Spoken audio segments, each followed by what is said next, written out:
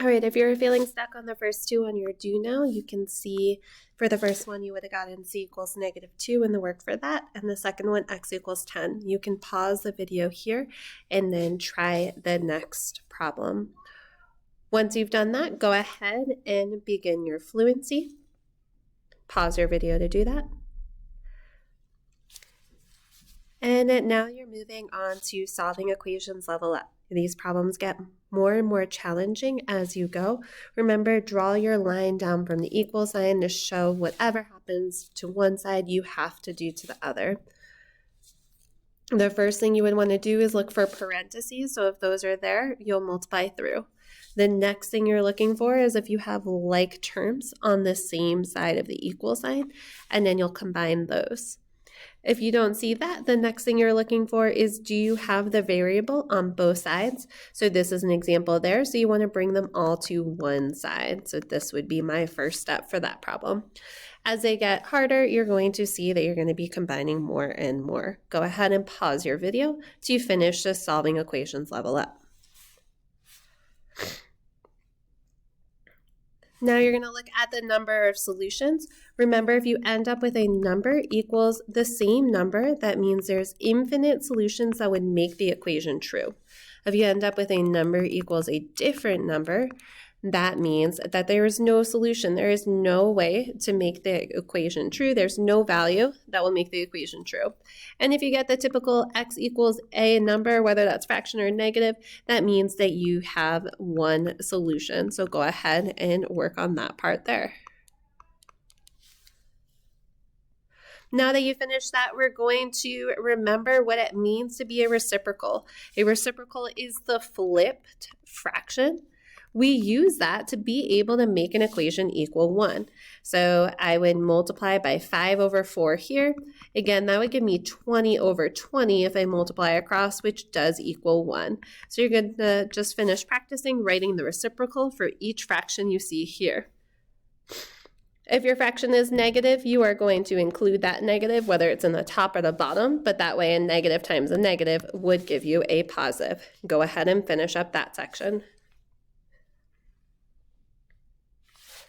Next, we have review of a whole number times a fraction.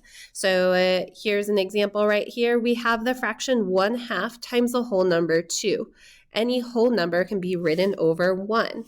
So what we end up with here is 1 times 2 over 2 times 1. 1 times 2 is 2. 2 times 1 is 2. So this would actually simplify down to 1. Pause your video and go ahead and finish the remaining ones. Next, we are going to look at distributing with fractions. This is a little different than distributing by a whole number because when we have a fraction with 1 in the top, we're really just going to be dividing by 3 as we distribute across. So 1/3 times -6, we can write that out like this. I'm going to write -6 over 1 because it's a whole number and easier for me to see. 1 times -6 is -6. 3 times 1 is 3. So I get the fraction -6/3, or we can simplify that to -2. Over here, same thing, we have 1/3 times a -12x. I'm going to write that over 1 so we can see it. 1 times -12 is -12, so -12x, and 3 times 1 is 3, so that would simplify down to -4x. So we would be left with -2, which we got from here, minus 4x from that second part. There's no equal sign, so we are not solving. I will show you this one more time with this next example. This time I'm going to think about it as dividing by that 4 since my top's a numerator. So I'm going to say, what's -2 divided by 4? That's -2/4. What's 4x divided by 4? That's 4/4 x, or 1x. So this would be simplified to -1/2 plus 1x. Go ahead and pause your video to finish the remaining. Now we're going to look at what this looks like with equations. So I'm going to draw that line down the middle. I see parentheses, so my instinct is that I'm going to multiply through by that number on the outside. So that would give me 1/5 x, and then 10 divided by 5, that would give me a 2. equals 32. From here, it's a two-step equation, so I minus off that 2 from each side. I get 1/5 x equals 30. Now I need to get rid of this 1/5. That's why we practice the reciprocal, and that would be 5/1, 5/1, and we get x equals 150. Now there's another way we can do this, and that's by multiplying by the reciprocal first. So if there's nothing else on this side other than my parenthesis term, I can actually just multiply by 5/1 on each side in the beginning. So that's going to give me 1 over here, so I would just be left with x plus 10. And then 32 times 5 on the other side. So let's do that. 32 times 5, that would give me 10. And then 3 times 5 is 15, plus that, we'd get 160. Now, I should end up with the same exact answer when I solve for x as the first one because there's nothing different. We're just doing a different process. So add or subtract the constant and minus that 10, and I get x equals 150. I already have 1x, so I'm done. So I did get the same answer. I'm going to show you one more. And in this one, you'll see that I actually have this plus negative, or this minus 2, however you want to look at it, that's on the same side as this term. So I want to get rid of that first because it's not getting multiplied by 1/5. So I can't undo it by multiplying by 5. So I'm going to add off that 2 right in the beginning. And then I have 1/5. And then the x plus 10, just rewriting it, equals 32. At this time, you should notice that this looks exactly like how this one started. So again, I would multiply by that 5/1 on each side to get x plus 10 equals 160, minus the 10 and minus the 10, and x equals 150. You have 3 opportunities to try this right below. Go ahead and pause your video to do those following equations. On this next page, you have more practice. So this does say driver, passenger side. I'm just going to have you do these on your own. You're going to, for this one, distribute first. This one you would multiply by the reciprocal first. So just different methods for how I want you to try solving it as you figure out which one works best for you. Go ahead and pause the video to do this now. Now we're going to look at decimals. A reminder that 0.5 is a fraction, that's 1/2. You have 50 cents, you have half of $1. So 0.5 as a fraction is 1/2. Whenever I see 0.5, I actually like to write it as a fraction. So then I remember, hey, I'm just dividing by 2 each time. So I personally would rewrite this as 1/2 times -2 plus 4x. So then I'm just like, okay, what's half of -2? Half of -2 is 1. -2 divided by 2, that's 1. And then what's half of 4x? 4 divided by 2 is 2, so that's 2x. Go ahead and try that on this one. Again, no equal sign, so you're just practicing distributing. Pause your video before trying. Now that you've practiced without the equal sign, we're going to do the same thing, but now you are actually going to solve all the way through for x. So again, up to you whether you want to keep this as a decimal or a fraction, but I'm going to change this to 1/2 because that's easier for me to think about. Again, half of 2x is 1x, and half of 4 is 2 equals 12. And then I'm solving a 2-step, so getting rid of the constant. And I'm already done there with x equals 10. Pause your video to finish the remaining 3 problems on this page. Now we are going to look at when we are adding and subtracting fractions that have the same denominator. So the beauty here is if they have the same denominator, then we are able to just add the numerators to the top and keep that denominator.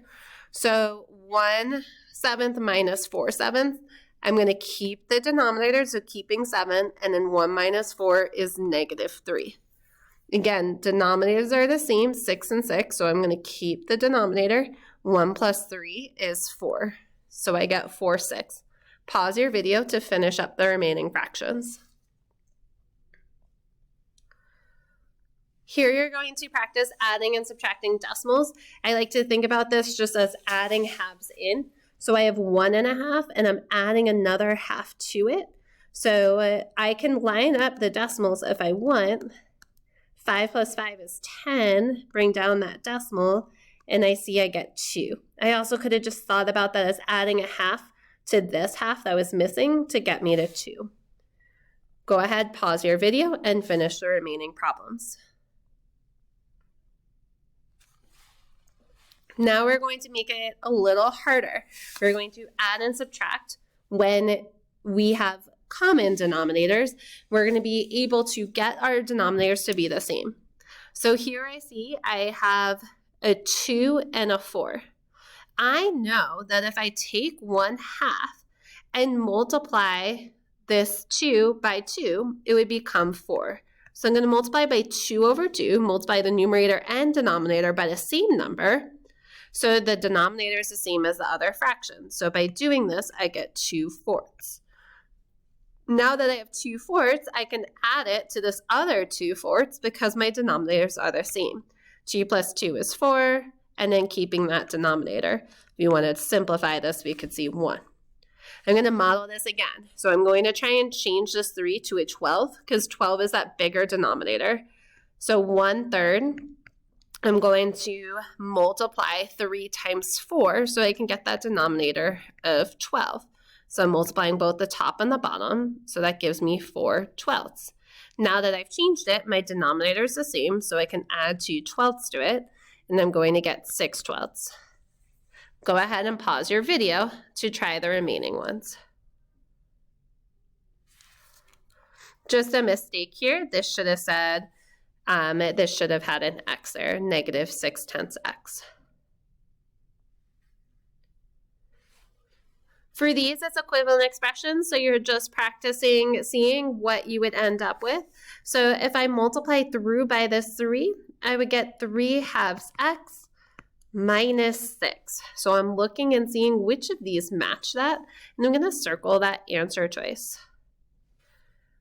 Pause the video and finish the next ones. You have one last partner practice opportunity here. So you are going to work with your partner to solve these 2 problems. Pause the video.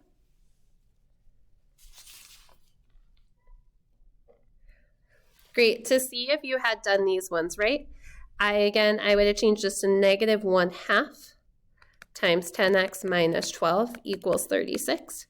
And that would give me -5x, negative times a negative, so -12 divided by -2 would be +6 equals 36. Minusing that 6 off of each side, so I end up with -5x equals 30, and then that last step to divide by -5. So I get x equals a -6.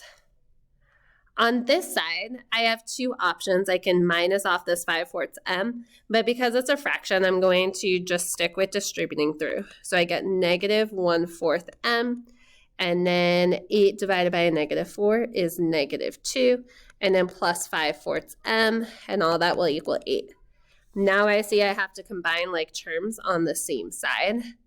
So 5 minus 1 is 4, so I get 4/4 m, which I actually know is just 1 m, and then I still have that -2 that comes down, equals 8. Add that 2 and add that 2. You would have been right if you got m equals 10.